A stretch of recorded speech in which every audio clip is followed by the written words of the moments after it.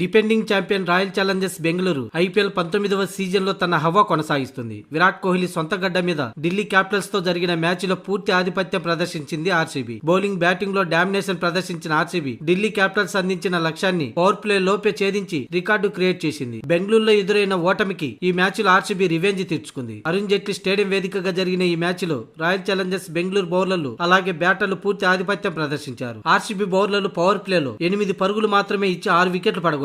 ఢిల్లీ బ్యాటర్లకు కొద్దిసేపు కూడా టైం ఇవ్వకుండా వచ్చిన వారిని వచ్చినట్టే ఆర్సీబీ బౌలర్లు రిటర్న్ పంపించారు. భువనేశ్వర్, హెజల్వుడ్ పోటీ పడి మరీ వికెట్లు పడగొట్టారు. దీంతో దిక్కులేని స్థితిలో ఉండిపోయింది ఢిల్లీ క్యాపిటల్స్. ఇక అటు ఆర్సీబీ బ్యాటింగ్ లోను పవర్ ప్లే లోపే ముగించేశారు. మొన్న ఈ మధ్య పంజాబ్ చేతిలో 265 పరుగుల టార్గెట్ ఉంచినా కూడా కాపాడుకోలేక ఓడిపోయింది. ఇక ఇప్పుడు ఆర్సీబీతో మ్యాచ్ లో పరుగులు చేయాలంటేనే తెగ కష్టపడిపోయారు. ముఖ్యంగా క్రీజ్ లో నిలబడలేక వచ్చినోళ్ళు వచ్చినట్టే పెవిలియన్ చేరారు. దీంతో ఢిల్లీ దారుణమైన ఓటమిని చవిచూసింది. ఇక ఈ ఓటమిపై ఢిల్లీ కెప్టెన్ అక్షర్ పటేల్ స్పందించాడు. గుజరాత్ పై మొదలైన ఓటముల పరంపర కొనసాగుతూనే ఉంది. ఈ మ్యాచ్ లో ఏం జరిగిందో నాకు అర్థం కాలేదు. మొన్నే పంజాబ్ పై భారీ టార్గెట్ ఉంచి కూడా ఓడిపోయాం. ఇప్పుడు ఆర్సీబీ మ్యాచ్ లో పరుగులు చేయడానికే ఇబ్బంది పడ్డాం. అయితే ఇలాంటి పరిస్థితులు ఎదుర్కొనేందుకు ప్రతిరోజు అప్రమత్తంగా ఉండాలి. ఈ మ్యాచ్ లో ఓటమిపై ఎవరిని నిందించలేం. అంతా ఓ క్షణంలోనే జరిగిపోయినట్టుగా అనిపించింది. గుజరాత్ టైటాన్ చేతిలో ఓటమి తర్వాత మా మూమెంటం దెబ్బతిన్నది. క్రికెట్ లో ఇలా జరిగితే బాగుండు, అలా జరిగితే బాగుండు అని అనిపిస్తుంది. కానీ అనుకోవడం కంటే అప్రమత్తంగా ఉండడం ముఖ్యం. ఐపీఎల్ చాలా కఠినమైన టోర్నీ. విజయాలంత సులభంగా రావు. కళ్ళ ముందే చకచక్కగా ఓడిపోతున్నాం. ఇకనైనా వరుస ఓటములకు స్వస్తి పలకాలంటే మేము మంచి ఆత్మవిశ్వాసంతో బలంగా ముందుకు సాగాలి.